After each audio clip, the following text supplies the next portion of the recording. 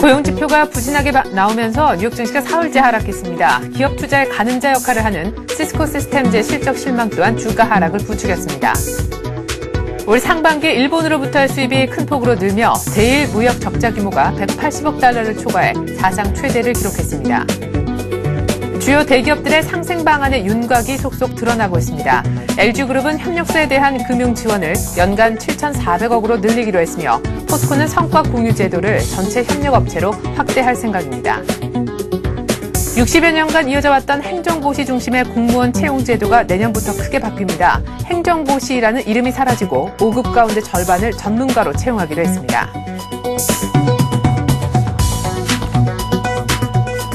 안녕하십니까. 최리나입니다. 코스피가 글로벌 경기 둔화 우려, 또 어제 8월 옵션 만기를 맞아서 결국에 1720선까지 오래간만에 2% 시원스럽게 조정을 받았습니다. 그 전일에 1750에서 약간 우려했었던 분위기가 1720까지 간신히 사수하는 것으로 바뀌자 1800은 훨씬 더 멀어 보이는 느낌인데요. 코스피가 이렇게 종가 기준 1720선까지 내려온 것은 약 한 달 만의 일이라고 하죠. 어제 무엇보다 옵션 만기 충격도 조금은 있었던 날이 아닌가 싶습니다. 프로그램 매물이 장 마감 동시호가에서 2,500억이나 쏟아졌고요. 무엇보다 외국인이 전체 프로그램 매물 규모인 5천억 정도와 맞먹는 규모를 선물해서 던졌기 때문에 어제 이래저래 수급이 굉장히 좋지 못했었습니다. IT, 자동차는 그나마 좀 선전했다고 하는데 여타 다른 섹터들이 또한 큰 폭으로 추락하는 하루였기도 합니다. 어제 8월 옵션 만기이기도 했지만 금통위가 열리는 날이기도 했었죠. 기준금리는 다행히 동결이 돼서 시장에 별다른 영향은 없었습니다. 양시장 마감 지수 다시 한번 확인해 볼까요? 네, 코스피는 2% 떨어지면서 36포인트 반납했죠. 1721 정말 위태위태했습니다. 코스닥은 더 위태로웠죠. 간신히 470은 사수를 했는데 역시 코스피 쪽과 마찬가지로 외국인들의 매물에 양시장이 모두 시달렸습니다. 어제 외국인이 코스닥에서만 170억 정도를 팔았으니까요. 원달러 환율은 어제 장중에 1,200원을 한번 맛을 보았습니다.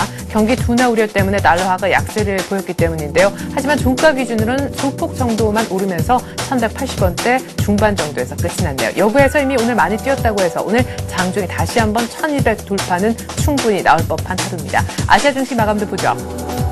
중국 상일종합지수가 하루 만에 바로 약세로 돌아서는 모습이었는데요. 1% 정도 적지 않은 낙폭이 좀 있었습니다. 그리고 일본과 대만의 가권지수 같은 경우에는 0.8% 정도 나란하게 내리는 모습이었는데 문제는 이제 다시 일본이죠. 닷새 연속 내리고 있습니다. 때문에 약세장, 베어마켓으로 진입하는 것이 아닌가라는 우려까지 제기가 되고 있는 가운데 역시 이 같은 우려의 중심에 서 있는 엔화 초강세에 대해서는 드디어 간밤에 뉴욕 외환에서 일본 정부의 구두 개입 얘기가 흘러나왔습니다. 자, 간밤에 뉴욕 증시 마감은 어떻게 됐을까요? 네, 다우가 또 추락을 했습니다. 사흘째 지금 내리고 있는데 간밤엔 무얼로 내렸느냐, 고용지표가 좋지 못했습니다. 주간 신규 실업수당 청구 건수가 예상 밖으로 오히려 증가했고요. 2,000건 정도 늘어나 고용지표 악재에다가 시스코 시스템즈가 그 전날 장 끝나고 난 다음에 예상치에 도달하지 못하는 안 좋은 실적을 내놓음에 따라서 기술주가 폭락을 했기 때문입니다. 유럽은 약간 반등하는 국가들도 있었었는데 뉴욕은 아직까지 계속해서 약세 국면에서 못 헤어나오고 있습니다. 이 같은 마감 지수 글로벌 증시까지 기억하면서 전략 한번 세워볼까요?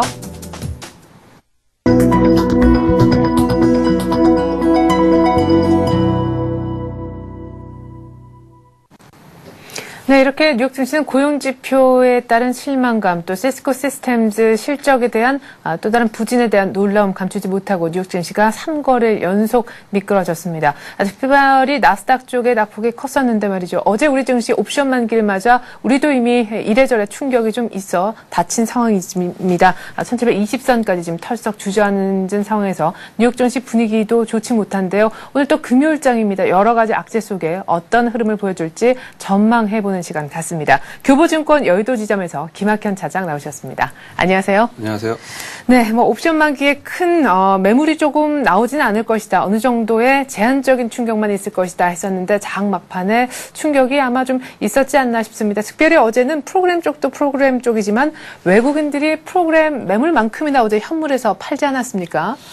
예, 전일 코스피 시장에서는 외국인과 프로그램이 각각 5천억 전후에 매도세를 기록을 했습니다. 그래서 오랜만에 2% 이상 하락하는 모습이 나타났는데, 네. 이 외국인과 프로그램 매매 동향이 왜 중요하냐면, 최근에 한 2, 3개월 장을 이들이 이끌어왔기 때문입니다. 이들이 이끌어오면서 기관들이 펀드 환매의 압력에 시달리면서 그 물량들을 상당히 그 소화를 했었는데 결국에는 뭐 최근에 주도 세력이 대량의 매물을 던지면서 네. 수급적 공백이 좀 형성이 됐다라고 볼 수 있겠습니다. 그래서 이 외국인과 프로그램 매매는 그 시장에서 상당히 공격적인 성향을 지니고 있거든요. 네. 그래서 이 공격적인 성향을 지닌 이 투자자들이 매도세로 돌변을 하고 기간이 전일 뭐 상당히 많이 또 매수를 했지만 프로그램을 제외한 기간이 매수를 했지만 이 기간의 매매는 기본적으로 상당히 보수적인 경향을 가지고 있습니다. 물론 개별 종목군으로 들어가면 좀 다른 양상을 보이고 있긴 하지만 네. 시장 전체적으로 보면 상당히 보수적인 경향을 가지고 있습니다. 그래서 공격적 매도와 보수적 매수가 맞서다 보니까 뭐 당연히 시장은 하락할 수밖에 없었다라고 수급적으로는 판단을 할 수 있습니다. 네. 이 중에서 외국인 매매 내역을 좀 더 넓혀서 살펴보면 전전일 외국인들이 선물 시장에서 1만 계약 이상 매도를 네. 했습니다. 이 선물 시장에서 외국인들이 1만 계약 이상 매수나 매도를 하는 일들은 1년에 몇 번 나오지 않습니다. 네. 그래서 상당히 중요한 시그널로 보고 있는데 이 유동성이 좋은 선물 시장에서 외국인들이 1만 계약을 매도를 하고 그럼으로써 방향성을 어느 정도 설정을 하면서 전일 현물을 통해서 더욱 강화해 나가고 있는 상황이다라고 보시면 되겠습니다. 네. 업종상의 흐름도 좀 변화가 생기고 있는데요. 예. 그 업종상으로 최근 강세를 보였었던 철강, 금속이나 기계, 화학 업종 중심으로는 큰 폭의 하락세를 기록을 했습니다. 반면에 최근 그 상대적인 부진을 면치 못했었던 IT나 자동차 쪽으로 해서는 소폭 하락에 그치는 양상이었습니다. 네. 최근 이 비주도주의 상대적 강세가 좀 뚜렷했는데 부진한 주도주들과 갭 좁히기가 좀 진행이 됐다라고 볼 수 있습니다. 네. 이러한 현상이 지금 이제 처음으로 발생이 되는 건데 이러한 현상이 또 갭 좁히기가 한번 발생이 되면 그것이 이제 추세적으로 이어진다는 부분을 감안을 했을 때는 주도주의 상대적인 강세 현상을 전일 시장에서는 뭐 가장 좀 주목해 볼 수 있지 않을까라고 보고 있습니다. 네. 이 밖에 특징적인 움직임으로는 최근에 이제 우선주들이 그 강세를 보여나가고 있는데요. 우선주들이 집단적으로 이렇게 강세를 보여나가다 보니까 뭐 약세장 속에서도 상한가 종목이 40개에 달하는 이런 네. 상황까지 펼치고 있는데. 안 좋은 거죠? 네, 별로 좋다고 볼 수 없습니다. 그래서 이 우선주들이 한 40개 종목이 상한가 들어가면 한 절반 정도가 우선주들이 차지하고 있는데 네. 이 주도주들도 어쨌든 좀 꺾여나가는 흐름이 나타났고 비주도들도 단기 상승률이 과대한 국면에서 매기가 일부 이 우선주로 거래량이 적은 우선주로 매기가 몰리면서 이상급등 현상을 보이는 건데 이것은 통상 시장 상승 사이클의 마지막 국면에서 나타나는 현상들입니다. 그래서 비우호적 시그널 정도로만 해석을 하면서 뭐 매매는 동참하지 않는 것이 바람직하지 않나라고 보고 있습니다. 네.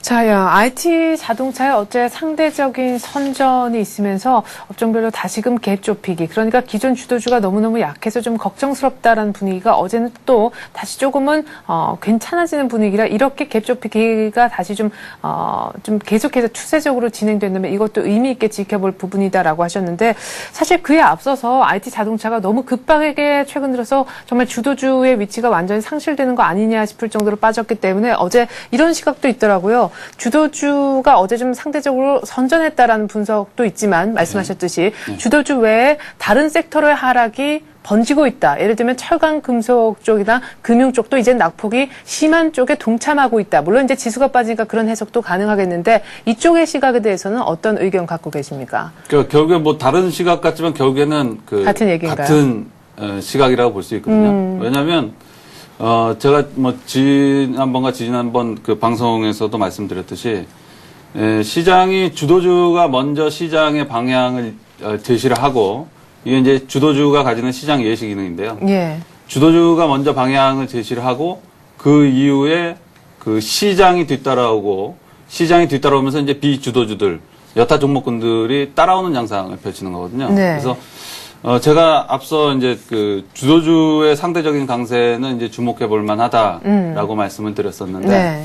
이것은 이제 시장을 대응하는 전략에 좀 차이가 있어서 이제 발생되는 현상입니다. 예. 이 약세장을 대응할 때나 뭐 강세장을 대응할 때도 기본적으로 시장 종목을 선택할 때 그 상대적인 강세를 보이는 종목 그리고 네. 이제 상대적인 강세를 보일 것 같은 종목을 이제 선택하는 양상으로 이제 그 투자 행위는 진행이 돼야 되는데 그래서 뭐 장이 지금 1720포인트에 근접해 있는데 예. 만약에 장이 1600포인트를 간다고 하면 이제 만 10%가 안 되게 한 8% 정도 빠지는 건데 예. 이 8% 빠질 때 내 종목이 한 3, 4% 정도 빠진다면 그건 상당히 그 좋은 수익률을 기록을 하는 거죠. 그렇죠. 그래서 이런 시각으로 보면 주도주가 상당히 매력적이라는 거죠.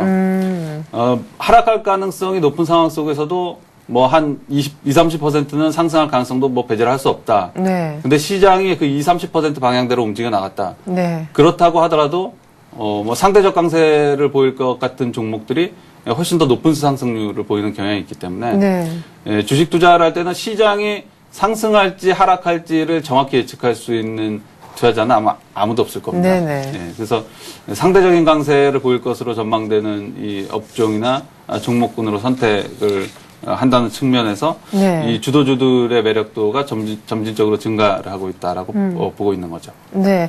그래요. 그러면은 지금 약간은 약세장을 당분간 예상을 하십니까? 뭐 시장의 어떤 오르락내리락은 그 아무도 맞출 수 없다라고 하고 사실 어제 1720까지 이렇게 쭉 떨어질 줄 그 지수까지 맞추는 사람이 얼마나 있었겠느냐 하는 생각도 해보게 되는데요. 일단 지금 V자 반등이라는 게 사실 쉽게 나올 수도 없다라는 생각을 만약에 한다면은 일단은 조금 올라가는 데는 당분간은 시간이 조금 걸리지 않을까 싶기도 합니다. 그러면 좀 쉬어가는 것도 생각을 해봐야 될 것 같고 만약에 약세장으로 당분간 좀 들어선다라고 한다면은 시장 대비 말씀하셨던 대로 시장 대비해서 아웃퍼폼 할 수 있는 정도 그쪽 섹터 정도만 관심을 가져볼 수 있을 것 같은데요. 네, 그렇죠. 시장을 대응할 때에 있어서 이제 투자하는 방식에 따라서 많이 대응 전략은 차이가 나는데요. 네. 뭐 한두 종목에 이렇게 몰빵하는 투자자들 같은 경우는 뭐 장기 투자를 한다든가, 예. 뭐 이런 양상으로 투자 행위가 좀 진행이 되는 게 맞고, 예. 이제 포트폴리오 투자를 한다는 개념으로 이제 생각을 한다면, 최근에 하락폭이 좀 깊었었던, 뭐 계속해서 삼성전기를 뭐 언급을 안 해드릴 수가 없는데요. 예.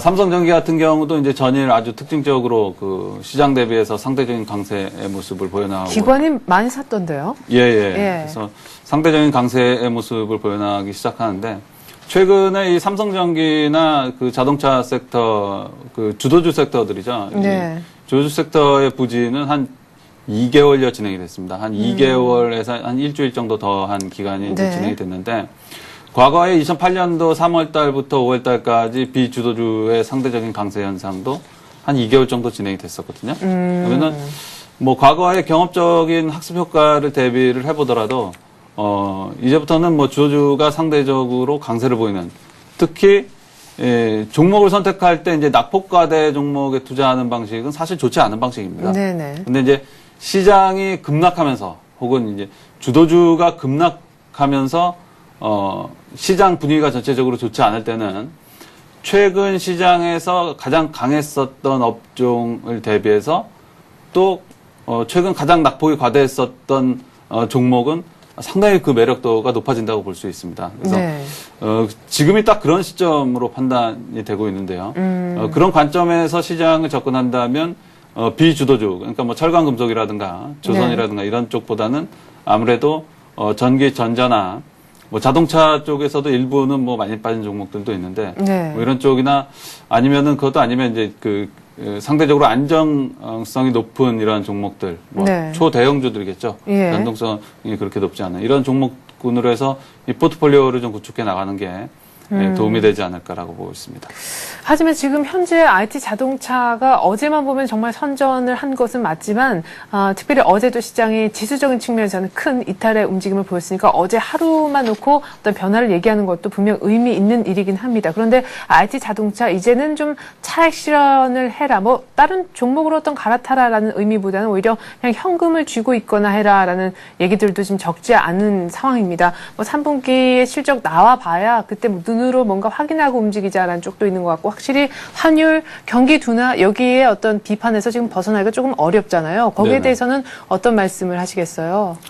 그러니까 시장을 대응하는 데 있어서 그 투자자가 현금을 100%로 가지고 시장을 대응하는 거는 기본적으로 그 주식시장을 대응하는 데 있어서는 좀 좋지 않은 전략이 아닌가라고 판단을 하고 있습니다. 네. 왜냐하면 시장을 100% 현금을 가지고 대응한다는 것 자체는 그 자기가 가진 그 방향성에 대한 확신을 가지고 있다는 얘기거든요. 네. 근데 시장은 사실 그 누구도 확신할 수 없는 영역이기도 합니다. 지금 그냥 시장이 주는 느낌상으로 본다면, 그리고 뭐 느낌뿐만이 아니라 우선주의 앞서 말씀드린 우선주의 이상 급등 현상이라든가 예. 주도주의 일단 뭐 상당한 부진이 지속되고 있는 이러한 현상이라든가 이런 부분들은 분명히 중장기적으로 상당히 좋지 않은 시그널들입니다. 네. 그래서 현금 비중을 늘리는 것이 맞기는 맞습니다.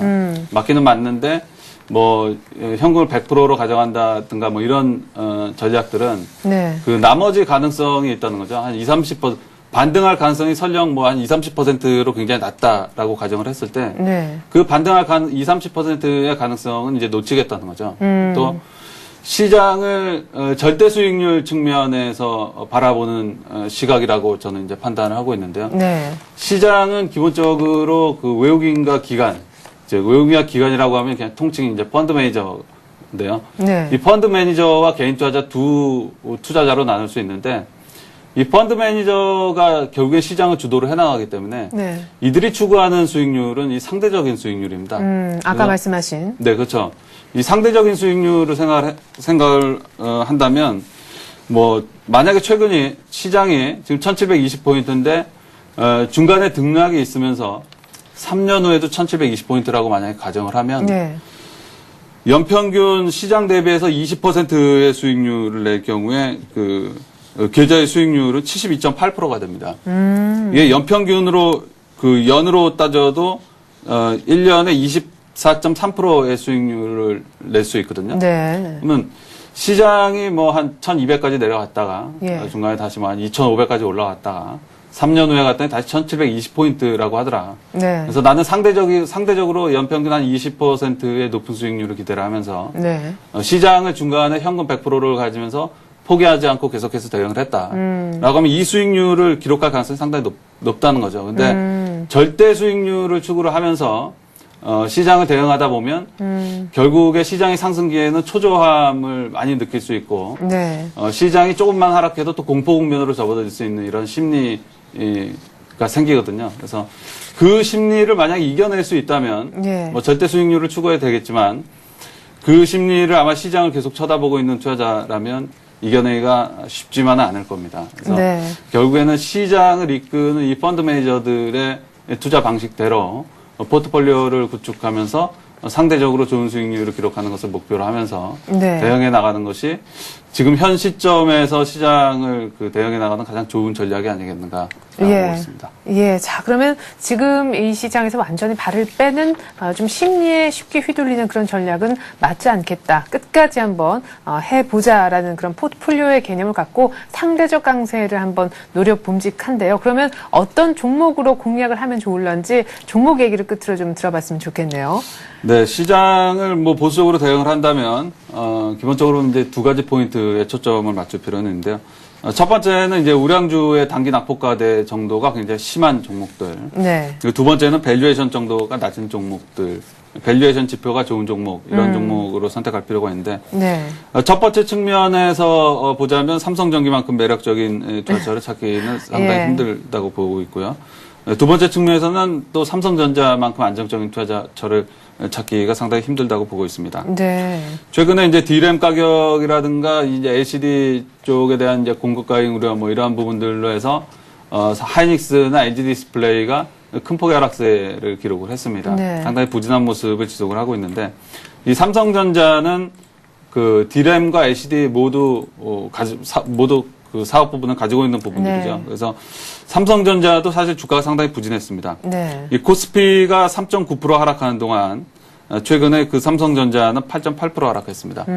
아마 삼성전자가 시장 대비해서 이렇게까지 부진한 적은 1년으로 따져봐도 그렇게 많지 않거든요. 그렇다면 이제 상대적인 수익을 목표로 한다면 살 때라면. 그만큼 예. 매수할 기회, 좋은 매수 기회가 또 찾아왔다라고 볼 수 있겠습니다. 예. 특히 이제 삼성전자의 여러 가지 사업 부분 중에서 이제 가장 매력적인 부분들은 네. 뭐 디램에 대한 최근의 우려, 시장의 우려가 좀 있지만 3분기에 삼성전자의 디램 시장 점유율은 뭐 디램 역사상 최초로 지금 40%를 돌파할 것으로 전망을 네. 하고 있습니다. 또 2010년도에 그 반도체 쪽에 투자를 늘리는데 네. 시장이 이제 반도체 디램에 대한 공급 과잉 우려가 상당히 많잖아요. 네. 근데 이 캐파를 확대하는 것, 즉 규모를 확대하는 것이 아니라 미세 공정 개발 쪽에 대한 투자가 집중될 예정입니다. 그러니까 증설이 아니라는 거죠. 네, 네. 증설이 아니라 결국에 이제 기술 개발인데 그렇죠. 이 미세 공정 개발에 집중 투자한다는 얘기는 이게 그 아직 이 하이닉스라든가 뭐 그 여타 반도체 기업들 같은 경우는 이쪽에 집중 투자할 만큼 그렇게 큰 여력이 있지는 않거든요. 네. 이게 결국에는 뭐 원가 경쟁력을 높이면서 그 차별화를 더욱 강화시키겠다라고 하는 전략이겠죠. 네. 그래서 삼성전자의 차트를 간단히 좀 살펴보도록 하겠습니다. 예. 아우, 많이 빠지긴 빠졌네요. 네, 최근에 이제 앞서 말씀드렸듯이 시장이 한 4%도 채 하락하지 않았는데 네. 최근에 기술적 반등 거의 없이 한 8.8%, 9% 가까이 하락하는 모습입니다. 네. 월봉상으로 보면 삼성전자의 입지가 상당히 크게 달라진 상황으로 접어들면서 이제 삼성전자가 2006년, 2008년도에 70만 원권역에 있는 고점권역을 돌파를 한 상태에서 네. 지금 상당히 오랜 기간 그 횡보를 하고 있는데 그래서 지지 가격으로는 뭐 70만 원 정도를 볼 수 있고 뭐 오버슈팅을 감안해서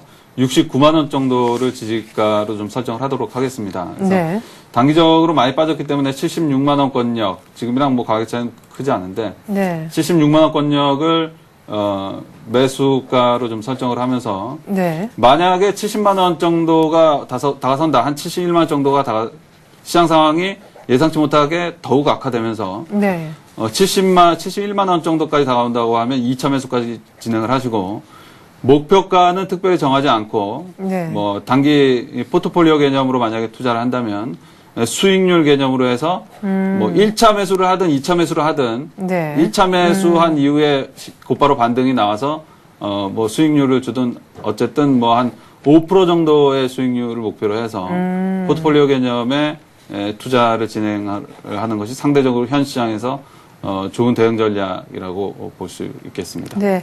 자, 76만 원에서 사고 그 다음에 반등이 나오면은 2차 매수는 그럼 없는 겁니까? 쭉 그렇죠. 홀딩해서 5%까지 보는? 네, 그렇죠. 네, 알겠습니다. 자, 삼성전자 보수적 시장으로 좀 바뀌는 그런 분위기 속에서 일단 밸류에이션 매력도가 가장 돋보인다 하셨습니다. 지금 이 정도 한 76만 원권역에서 한번 사서 5%까지 노려보는 전략 잘 들었습니다. 교보증권 여의도 지점 김학현 차장이었습니다. 고맙습니다. 감사합니다.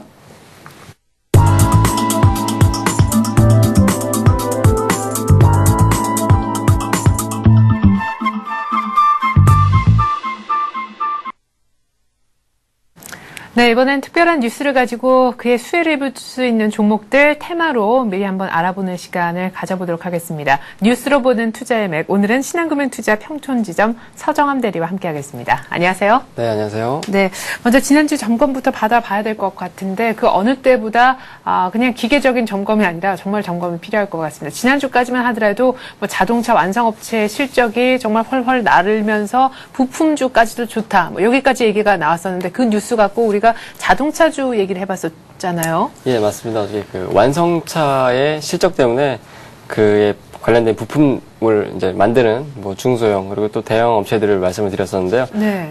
종목은 현대모비스하고 한일이와 평화종목 이렇게 세 가지를 말씀드렸었습니다. 하지만 이제 뭐 글쎄 저번 주 대비해서 지금 이제 오늘 아침까지 해서 아무래도 지금 뭐 종합주가지수도요. 3% 이상 떨어지는 등 좀 급락을 했기 때문에 네. 역시 뭐 개별 종목들도 좀 하락하는 모습 보여줬습니다. 현대모비스 같은 경우에는 제가 저번 주에 목표가는 25만 원을 보고 그리고 손절가 같은 경우에는 18만 8천 원을 가져가자 말씀을 드렸었는데요. 네. 예, 현대모비스 뭐 아직까지 그 손절가 대비해서는 아직 좀 많이 남아 있고요. 네. 그리고 지금 상황에서는요, 역시 매수 관점을 유지하고 그리고 지수 조정 후에 다시 한번 이제 지수 조정 후에 지수가 상승한다고 하면은 그때는 아마 네. 현대모비스 같은 종목들이요 다시 한번 좀 레벨업을 할 수 있는 그런 환경이 좀 갖춰질 거라고 생각이 되고 있습니다. 그렇기 때문에 지금 상황에서는 아직까지 상승 추세를 유지하고 있는 지금 뭐 상승 추세를 좀 깨트리 이탈한 IT 종목보다는요 지금 현재로서는 이렇게 오히려 자동차 부품주 그리고 이런 대형주들도 아직까지는 가능성이 있다고 생각이 되고 있습니다. 그렇기 때문에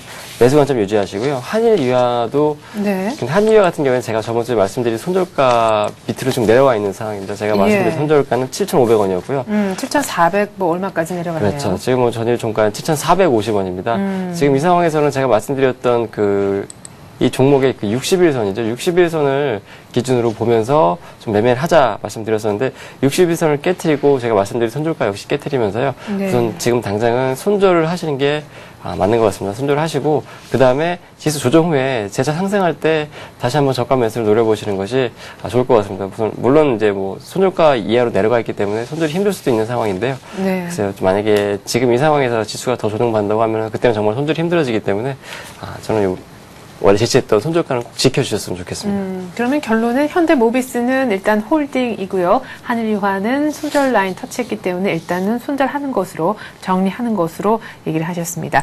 그래요. 이렇게 해서 저희가 완성차 업체 하나 그리고 부품업체 하나 지난번에 얘기했었던 종목 두 종목 점검을 한번 받아보았고요. 오늘 새롭게 어떤 뉴스 얘기를 좀 해볼까요? 네, 오늘 조선주를 말씀드리려고 합니다. 지금 현대중공업이 지금 종합에너지 기업으로 변신했다는 그런 뉴스들이 지금 연일 나오고 있는데요. 네. 그 가장 큰 이유는 현재 현대오일뱅크의 지분을 인수하면서 현대오일뱅크 지분을 아부다비 IPCC로부터 한 70% 정도를 현대중공업 인수하기로 결정을 하면서요. 현대중공업은 현대오일뱅크 최대 주주로 이제 등극을 하고 그리고 기존 태양광을 비롯한 신재생 사업 그리고 또 화석에너지 사업까지 모든 이런 에너지 종합 에너지를 아우르게 되었는데요. 네. 그렇기 때문에 아무래도 그런 것들이 향후의 전망 그리고 더 이상 조선 업황이 흔들리지 않는 그런 수익 구조를 포트폴리오로 갖춰놨기 때문에 역시 최근에 신고가를 낼 수 있었던 그런 네. 배경이 아닌가 싶습니다. 그리고 현대 같은 상황에서는 분명한 거는 상승세를 유지하는 종목에서 붙어서 매매를 하셔야지 수익이 날 수 있다는 상황이 중요하기 때문에 네. 오늘 말씀드릴 종목은 현대중공업하고요. 예. 그리고 현대위포조선을 좀 말씀드리려고 합니다. 네, 현대중공업, 오일뱅크 인수 얘기도 나왔으니까요. 현대중공업 얘기 먼저 좀 들어보죠. 신고가 내고 아주 잠깐 쉬었는데 어제도 나름대로 견조했던 것 같아요. 어제도 뭐 시장 대비해서는요. 예. 뭐 크게 이제 신고가를 내는 종목들이 어제 좀 많이 내려간 상황이었었는데 그렇죠. 다른 종목 대비해서는 뭐 그다지 크게 영향을 받지 않았다 이렇게 생각이 되고 있습니다. 아무래도 최근에 또 긍정적인 소식은 7억 달러 태양광 발전소 건설을 좀 네. 수주를 했고요.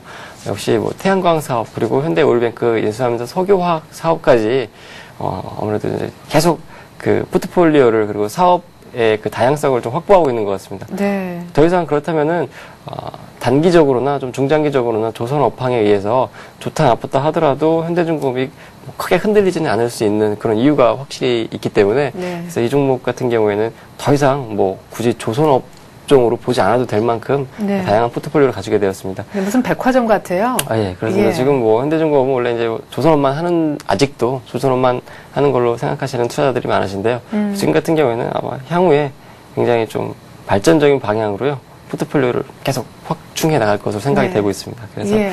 사실은 원래 지금 시장만 이렇지 않다면 신고가 내고 이렇게 살짝 조정을 받은 자리, 너무너무 사기에 좋은 자리이긴 한데 이렇게 샀다가 현대중공업도 지금까지는 잘 버텼지만 갑자기 또 하락할까봐 그것도 좀 걱정스럽긴 하거든요. 장 자체가 좀 안 좋으니까요. 그렇죠. 지금 뭐 어쨌든 모든 종목들은요. 아무리 좋다고 하더라도 손절가는 확실히 지켜줘야 되는 거는 확실합니다. 그렇기 네. 때문에 제가 좀 제시해드리는 손절가는 아무래도 개인 투자자들도 그렇고 좀 지킬 수 있을 만큼의 손절가를 제가 제시해드리기 때문에 네. 손절가 보면서 매매를 하시는 건 가장 중요하고요.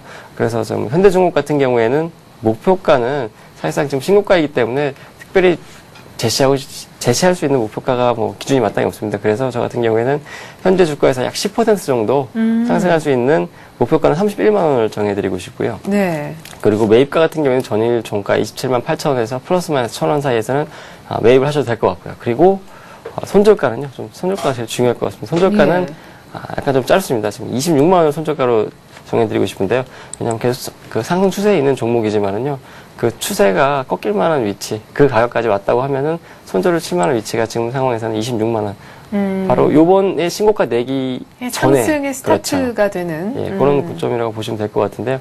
요 선에서는 만약에 이 선을 깨트리고 내려간다고 하면 그때는 좀 선전을 치고 하시는 게 가장 좋을 것 같고요. 네, 현대중공업 손절가 26만 원 꼭 지켜달라 얘기를 하셨습니다. 한 종목만 더 보죠. 예, 비슷한 종목입니다. 네. 현대미포조선인데요. 아, 역시 강한 쪽으로. 예, 역시 뭐 지금 시장에서는 지금 뭐 한풀 꺾인 IT보다는요. 예. 아직까지 계속 모멘텀이 있고 호재가 준비되어 있는 현대미포조선, 현대중공업을 추천드리고 싶은데 네. 현대미포조선은 우선 2분기 영업이익이 지금 현재 한 1,737억 그리고 영업이익률은 18.4% 정도로 굉장히 호실적인 예상이 되고 있습니다. 네. 그리고 무엇보다도 최근에 현대중공업과 함께 뭐 기관의 러브콜을 받아가지고 다시 한번 신고가를 내고 있는 상황인데요.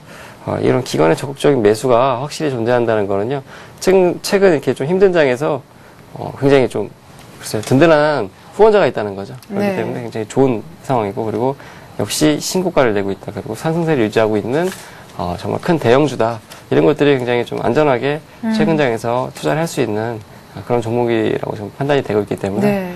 현대미포조선 같은 경우에는 목표가도 역시 저는 현재가에서 약 한 10% 정도 상승한 18만 원 정해드리고 싶고요. 네. 매입가는요. 지금 전일 종가에서 멀지 않습니다. 플러스 마이너스 1,000원 정도에서 16만 4천원에서 플러스 마이너스 1,000원에서 매수하시면 괜찮을 것 같고요. 손절가 역시 좀 짧습니다. 지금 15만 5천원을 정해드리고 싶은데요. 현대중공업도 그렇고 현대이프조선도 그렇고요.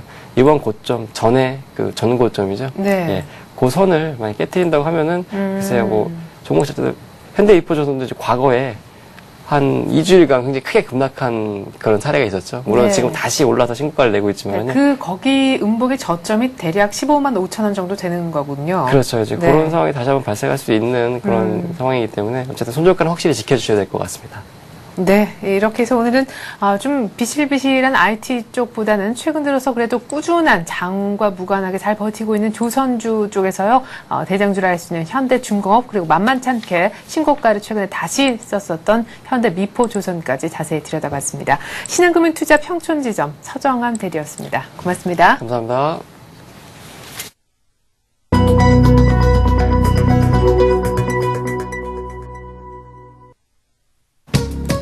네, 8월 13일 금요일 우리장 이제 막 개장을 할 것 같습니다. 뉴욕 증시가 또 떨어졌죠. 4일 연속 하락했는데 고용지표의 부진 또 시스코 시스템즈의 실적 좋지 못한 것 그에 앞서서 인텔을 중심으로 PC 수요 둔화 얘기가 나온 상황에서 말이죠. 반도체의 여러 여타 종목도 반도체 섹터 전체에 대한 투자 의견 하향이 이어지고 있는 분위기 속에 기술주가 폭락을 하는 것도 특징이었습니다. 때문에 나스닥의 하락폭이 다우나 S&P 500보다 하락률 자체는 더 두드러지는 모습이었는데요. 오늘 우리 IT가 더 하락하면서 힘이 없을 가능성도 적지 않습니다. 현재 시초가 분석해드리겠습니다. 한번 함께 보시죠.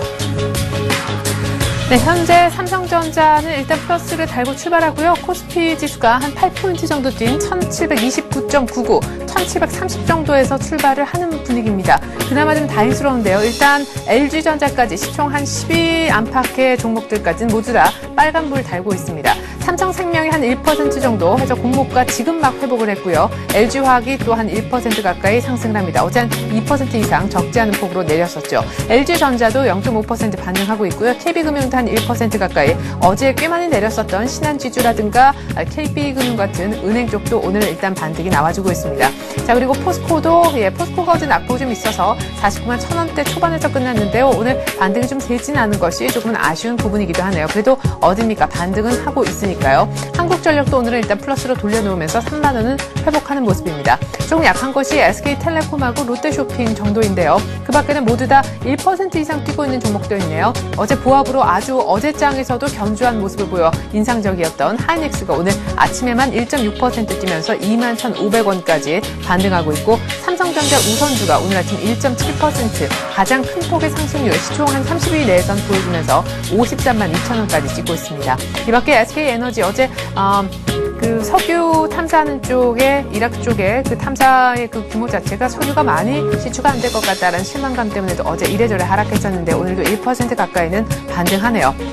우리금융 역시 반등세에 동참해주는 분위기고 신세계, 삼성물산, 삼성전기 모두 좋은데요.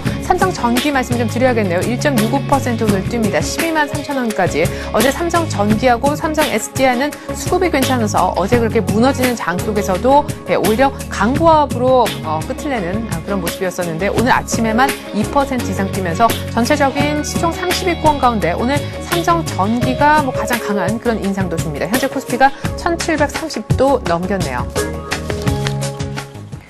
자, 1730 넘기면서 출발하는 우리 시장 출발상 분석 전문가 전화 연결해서 들어보도록 할 텐데요. 외국인들이 사네요. 우리 투자증권 이경민 연구원 만나보겠습니다. 안녕하세요. 예, 안녕하십니까. 네, 뉴욕 증시가 사흘째 하락해서 오늘 외국인들도 좀 움츠러들지 않을까 싶었는데 일단 사긴 사는군요.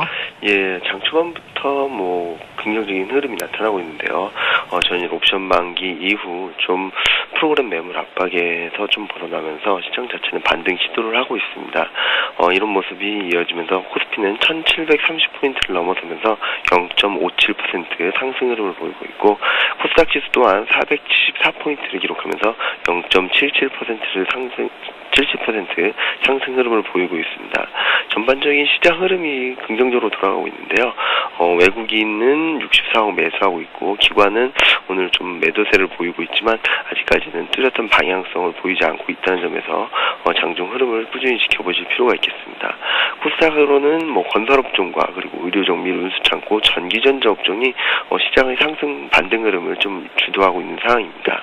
반면에 코스닥 같은 경우는 외국인과 기관, 그러니까 기관 같은 경우는 어제 16거래일 만에 코스닥 시장에서 매수세를 보였는데요. 오늘도 장 초반에는 매수 흐름을 보이고 있습니다. 코스닥 시장은 코스피보다는 좀 반등세가 좀 강하게 나타나고 있는데요. 통신장비, 건설, 운송, IT 관련주들이 시장의 반등세를 주도하면서 긍정적인 흐름을 이끌고 있습니다.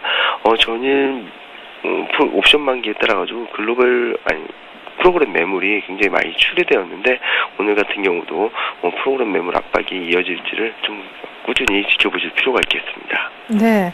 자, 일단 뉴욕 쪽에 기술주가 폭락했음에도 불구하고 우리 IT주를 특별히 외국인들이 사주고 현물에서도 순매수해준다라는 것이 일단 좀 의미가 있어 보이는데 말이죠. 지수가 그럼 어제 1720 정도를 바닥으로 잡고 다시금 좀 힘겹긴 하지만 1800을 향해서 등정을 시작했다. 이렇게 볼 수 있습니까? 지지선은 1720 정도인가요? 네, 제가 판단하기로는 1720선 전후에서는 지지권을 보이지 않을까라는 생각을 하고 있습니다. 하지만 여기서 바로 1800을 넘어설 수 있을지 여부는 좀 지켜봐야 될 필요가 있는데요. 네. 그 이유는 일단은 변동성이 굉장히 확대된 상황입니다. 그동안 최근 들어가지고 1770에서 1800 사이에서 등락을 반복하면서 변동성을 줄였던 상황에서 지금 급격한 하락세를 보이면서 변동성이 일단 확대되었다는 측면에 있어가지고는 섣부르게 강한 반등을 기대하기는 좀 어렵지 않나. 그리고 또 아직까지는 글로벌 증시 전반적으로 시장 흐름이 강하게 진행되고 있지 않다는 점을 봤을 때는 국내 경기 모멘텀이 유효하다고 하더라도 최근 들어서 이익 모멘텀이 약간은 단기 이익 모멘텀이 약간 둔화되는 모습을 보이고 있다는 점에서 뚜렷한 상승 모멘텀이 나타나기 전까지는 좀 완만한 상승 흐름을 예상할 수 있겠고요. 단기적으로 본다면은 1720에서 1740선 박스권 등락 과정이 예상되는데요. 1740선을 돌파하는 경우 그리고 거래량 거래대금이 좀 힘이 실릴 경우에는 좀 반등세가 강하게 나올 수 있겠지만 그 전까지는 좀 저가 매수로 대응하시는 것이 필요하지 않을까 생각합니다. 네. 그 전에 IT는 모아갈 수 있다고도 얘기하셨던 것 같은데요. 지금 일단 오늘 반등을 합니다. 사실 지금 낙폭이 컸던 분들은 지금 원금만 찾으면 빠져나갈 생각을 하시는 분들도 적지 않으리라 생각이 드는데 오늘 이 IT의 반등, 정말 기술적인 반등 정도에 그치고 말까요? 아니면 오늘을 스타트로 해서 조금 이렇게 뉴욕 시장 분위기가 안 좋은데도 외국인들이 들어왔다라는 것을 좋은 신호로 해서 이제부터 좀 본격적인 상승을 해줄까요? 일단은 IT 같은 경우는 우리나라 코스피 내에 있어가지고도 좀 선조정을 받았던 업종입니다. 네. 여타 업종들보다도 긍정적인 실적 시즌에도 불구하고 좀 탄력적인 모습을 보여주지 못했는데요. 그 가장 큰 이유를 한번 생각해 본다면은 글로벌 경기 모멘텀이 좀 둔화되는 것이 아닌가라는 우려감 때문이라고 볼 수 있겠는데요. 이런 점에서 판단해 본다면은 뭐 시장이 강하게 상승하기에는 아직까지는 좀 부족하지 않나라는 생각을 하고 있습니다. 하지만 1차적으로 가장 조정을 먼저 받았고 그리고 강한 조정을 받았다는 측면에 있어가지고는 기술적 반등은 언제든지 나올 수 있을 것으로 보이고요.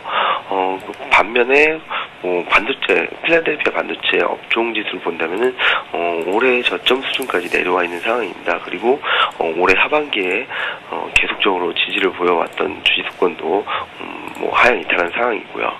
이런 점을 본다면은 IT 관련주에 대해서 반등을 하는 경우 반등 탄력이라든지 그런 거 보실 때 아마 필라델피아 반도체라는 업종 지수, 미국 업종 지수를 한번 보시고 판단을 해보신다면은 좀 수월하지 않을까 하는 생각을 하는데요. 네. 만약 오늘 필라델피아 반도체 지수가 좀 반등세를 보이고 2010년 올해 5월부터 지켜왔던 바닥권을 좀 회복하고 반등 탄력이 좀 강화된다면은 좀 더 끌고 가도 문제가 없을 것으로 보고 있습니다.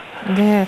근데 IT 섹터에 일단은 지금 여러 가지 업종 지수들은 필라델피아까지 포함해서 조금은 무너진 그런 상황인데 이것이 좀 회복을 하는가에 따라서 향후 어떻게 홀딩을 더 해갈는지라는 여부를 좀 결정하시는 게 좋겠다 이렇게 얘기를 하셨습니다. 어제 좀 많이 무너졌었던 철강금속 섹터에 대한 의견과요. 나머지 업종이라든가 전반적인 전략 어떻게 세워가면 좋을지 끝으로 종합적인 코멘트 하나 좀 부탁드릴게요. 업종 전략에 있어가지고는 일단 가장 먼저 조정을 많이 보였고 가파른 조정을 보였고 그리고 가격 메리트가 많이 부각되고 있는 IT 관련주가 그나마 괜찮지 않나라는 생각을 하고 있습니다. 이와 함께 수출주 같은 경우는 아직까지는 글로벌 경기 모멘텀에 대한 우려감이 남아있다는 측면에서 강한 적극적인 매매 전략보다는 단기 트레이딩 전략을 통해 가지고 수익률을 확보해 나가고 저가 매수하는 전략으로 펼쳐 나가시는 게 좋을 것 같고요.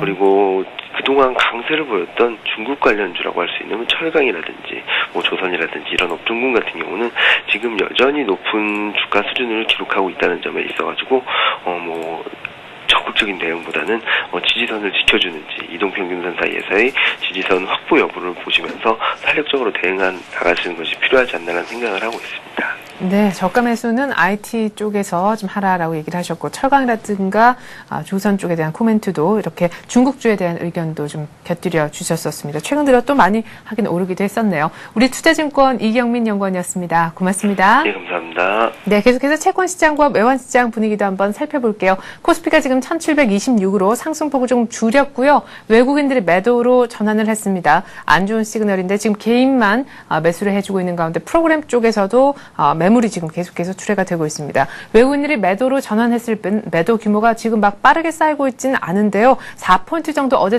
종가 대비 지금 플러스가 나고 있는 상황 속에 언제 또 이것이 하락 반전될지도 모를 그런 정도의 포인트에 갭만 남겨두고 있습니다. 채권시장, 외환시장 가보죠.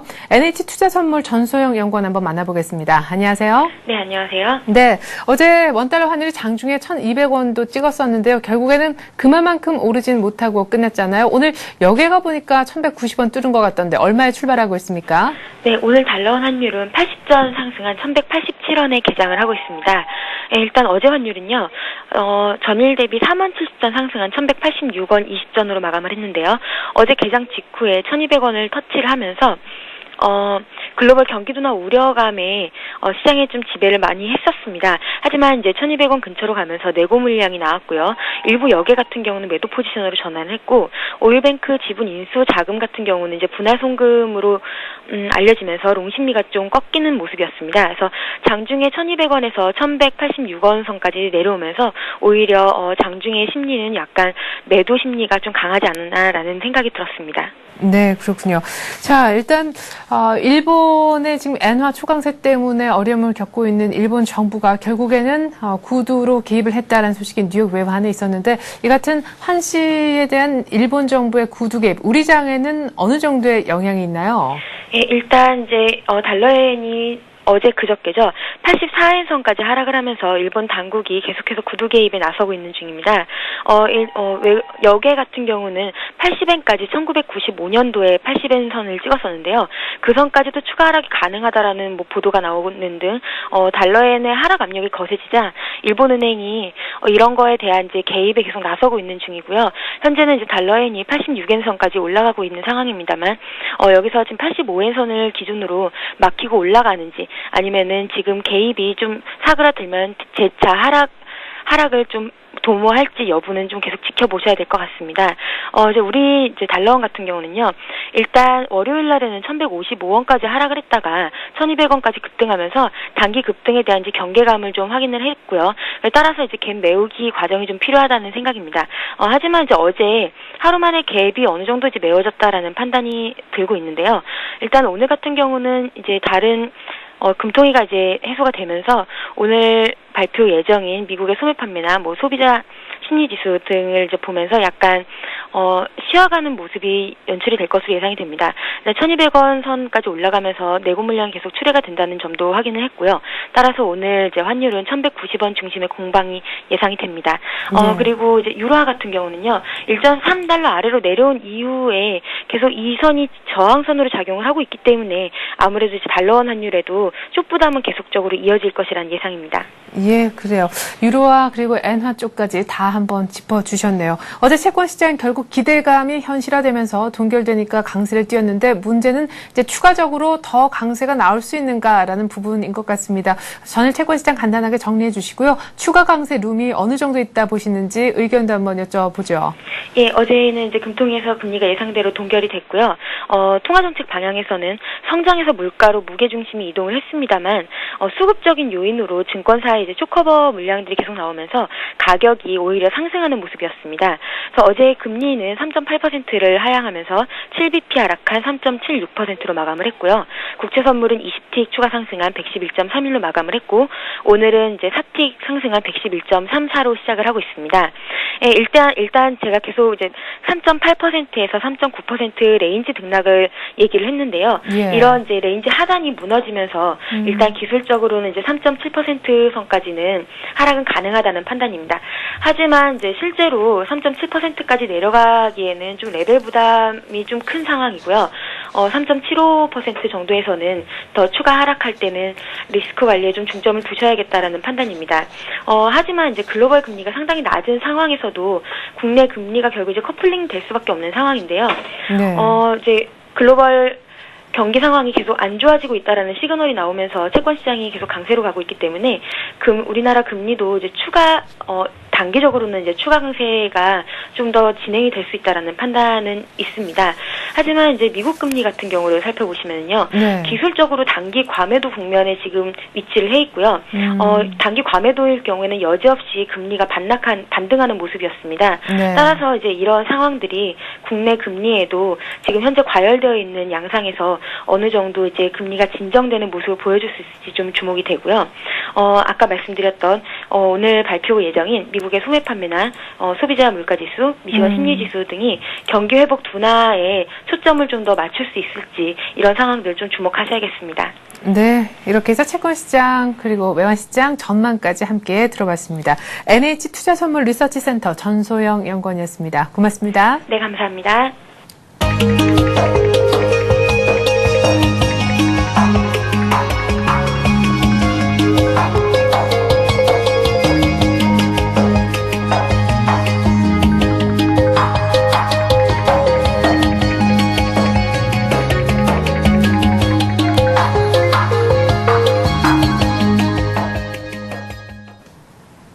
네, 오늘 아침은 1730싸움이 이어지고 있습니다. 1730 중심으로 보합권의 등락이 이어지고 있는데 외국인들이 매수를 장 초반만 해줬고 매도로 전환된 이후 다시금 매수로까진 턴을 못하고 있습니다. 개인만 코스피 시장을 사주고 있는데 일단은 기술적 반등을 해주고 있는 것 같습니다. 오늘 장 전략을 지금부터 한번 세워보죠. 이트레이드 증권 온라인 PB센터 전장석 센터장 불러보겠습니다. 센터장님 안녕하세요.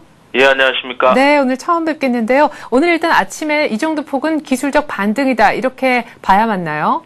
예, 그렇습니다. 3일 연속 큰 음선을 기록했던 시장 분위기들을 고려해 볼 때는 기술적으로는 1700선을 전후로 해서는 어떤 반등 매수세가 유입될 수 있는 기대감이 형성될 수 있겠습니다. 네. 또 미국 증시 같은 경우에도 전반적으로 장 초반에 대비해서 대부분 다 양손을 내고 아랫꼬리를 달아놓으면서 반등 시도를 했다라는 점도 긍정적일 것 같고요. 네. 그리고 이제 경기 불안에 대한 경기 회복세 둔화에 대한 불안감들이 있긴 하지만 이런 부분들은 어느 정도 많이 노출되어 있다라는 점에서 시장의 지수 하락으로 좀 반영되었다라는 심리도 작용한 것 같습니다. 네. 자, 그러면 또 언제까지, 어디까지 올라가 볼 수 있을까에 대한 위쪽 생각도 다시금 해보게 되는데, 앞서서 얘기 들었을 때는 글쎄 이마만큼 또 갭이 확 벌어졌기 때문에 갭을 좀 차근차근 메운다는 측면에서 V자 반등을 급하게 기대할 수는 없는 글로벌 분위기라는 걸 감안해 봤을 때, 어디까지 1차적으로 반등 기대해 볼 수 있을까요?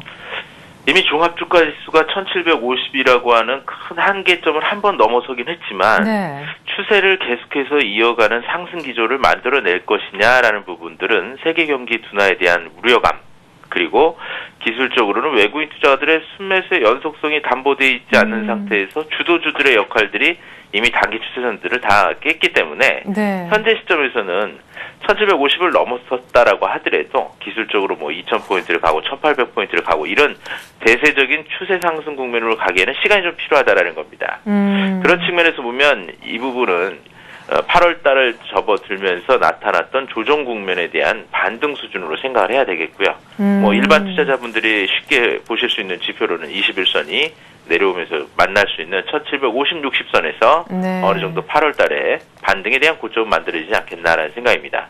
예. 결국 그런 관점에서 보면 이전에 물려있던 종목들 같은 경우 또 주도주가 아닌데 물려있던 종목들은 이런 예. 짧은 반등을 이용해서나마 물량을 또는 많은 종목을 갖고 계신 분들은 보유 종목 수를 좀 줄이는 그런 네. 전략들이 좀 필요하겠고요. 네. 오히려 과거에 지난 6월달 이후에 지수가 강하게 움직였을 때 주도주 종목들을 포트폴리오에 편입하지 못하신 분들 같은 경우에는 네. 이번 8월달, 9월달 좀 조정을 받는 시점에서 네. 내가 사고 싶었던 종목들에 대한 시세 저점을 잘 활용하시는 것이 중요한 전략 포인트가 되지 않겠나라는 생각입니다. 네. 자, 기존에 갖고 있어서 고생하신 분들은 이 반등을 이용해서 좀 나오자라고 얘기를 하셨었고, 6월에 정말 급하게 올라 7월까지 쭉 이어지는 2달간의 연속 랠리에서 주도주 쪽에 그냥 쳐다만 봤었던 분들은 오히려 이런 저점을 잘 활용해서 사자. 어떻게 보면 되게 상반된 얘기로도 들리는데요. 그러면은 지금 IT 쪽에 많이 몰려 계신 분들은 반등이 조금 나온다 할지라도 그 반등을 통해서 손실을 조금 줄이고 결과적으로 손절매가 된다 할지라도 그런 분들이 많으실 것 같은데 그냥 빠져나오라고 얘기하시는 겁니까? 결국 그에 앞서서 네. 경기 둔화 얘기를 했었잖아요. IT나 자동차 섹터나 이런 주도주 종목들 같은 경우에는 실적에 대한 고점들이 하반기 가면서 좀 줄어들 겁니다. 하지만 네. 좀 투자에 대한 관점 차이일 텐데요. 중장기적인 투자를 하시는 분들은 IT나 자동차 실적이 좋고 성장성이 있는 테마주 종목들은 장기적인 관점에서 그냥 가지고 계셔도 상관이 없을 것 같습니다. 문제는 코스닥 중소형 종목들이라든가 또는 뭐 주도 종목들에 편입되어 있지 않은 뭐 트로이카 종목들, 건설은행, 증권 종목들 같은 경우에는 네. 당장에 들고 있더라도 수익이 나기가 쉽지 않은 상황이지 않느냐라는 생각입니다. 네. 결국 전기전자, 또는 태양광, 자동차, 2차 전지 이런 종목들 중에서 이미 내가 이전에 보유를 하고 있는 상태에서 수익이 좀 나지 않았거나 또는 고점에 물려있다라고 하면 네. 오히려 조정을 이용을 해서 이런 주도적인 종목들은 편입 단가를 좀 낮추는 전략들이 필요하다라는 생각에서 말씀을 드린 것입니다. 네. 자, 그러면 순환매가 한 바퀴씩 다 돌았던 가운데 그래도 그 순환매 들어온 매기의 어떤 횟수가 더 좀 많아서 견조하게 보였었던 조선이라든가 어제 좀 조정을 크게 받긴 했지만 철강 쪽에 대한 의견은 어떠신지요?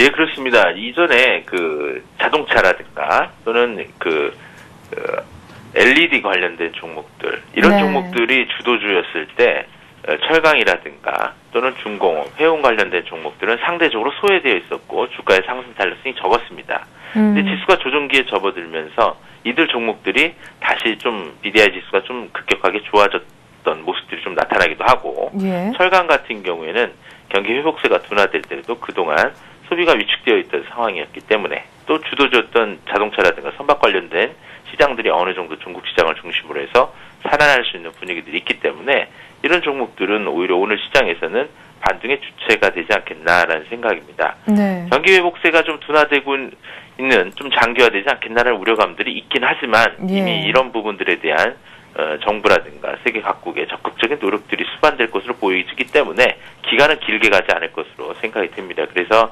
오히려 해운 종목들이라든가 중공업 관련된 종목들은 네. 오늘 같은 반등장에서도 오히려 좀 단기적으로 좀 올라올 가능성이 있고요. 특히 이제 네. 철강이나 자동차 종목들이 주도주에 있었던 종목들이 있었기 때문에 네. 낙폭이 컸을 때 지수 반등 시에는 같이 반등 시도가 이어질 것으로 보여집니다. 네. 자, 그러면 끝으로 금융 섹터에 대한 의견만 좀 여쭙고 마무리를 지어야 될 것 같습니다. 금융 쪽에 대한 코멘트는 저희가 아직 못 접해서요. 지금 1800에 대한 기대감이 있었다가 그래도 끈덕지게 좀 기대를 걸었었다가 이렇게 낙폭이 있으니까 증권주 들고 계신 분들의 실망이 이만저만이 아닐 것 같습니다. 어쨌거나 오늘 반등했어도 1800하고는 조금 지수 포인트가 나는 편인데 증권주를 지금 들고 계셔서 손실이 좀 깊으신 분들을 위해서 한 말씀 해주시죠.